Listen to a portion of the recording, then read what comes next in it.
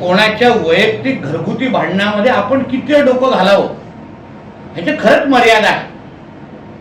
राजकीय कार्यकर्ते आपल्या सगळ्या जणांना आहे, पण ते स्वतःच्या वैयक्तिक आयुष्यामध्ये ते काय करतात हे आपण जास्त त्याच्यावर डोकवू शकत नाही.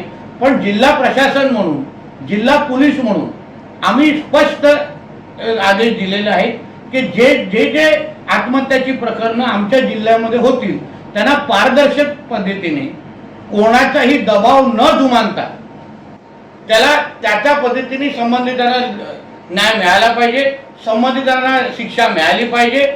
सिंधुदुर्गाचा पालकमंत्री म्हणून मला माझ्या जिल्ह्यामध्ये अशी प्रकरणं होत नाही. माझी जनता सुख समृद्धीने राहावी, माझी जनता शांत पद्धतीने राहावी हाच माझा प्रयत्न असणार. आणि म्हणून जिल्ह्याचा पालकमंत्री म्हणून मी कुठल्या एका पक्षाचा पालकमंत्री नाही आहे, जिल्ह्याचा पालकमंत्री आहे. आणि म्हणून मी पोलीस प्रशासनाला नेहमी सांगतो, कुठल्याही अशा पद्धतीची प्रकरणं झाली तर कुठलेही राजकीय दबाव याच्यावर सहन करायचा नाही आणि प्रत्येकाला न्याय द्यायचा. आता इन्सुलीमध्ये पण काल परवा एक अशी घटना घडली आत्महत्येची, अजून घटना घडलेल्या आहेत. तर मग एकाच घटनेकडे बघता माझं तर म्हणणं आहे जिल्ह्याच्या पोलिसांनी सगळ्या बाबतीमध्ये सखोल चौकशी करायला पाहिजे आणि प्रत्येकाला न्याय दिला पाहिजे.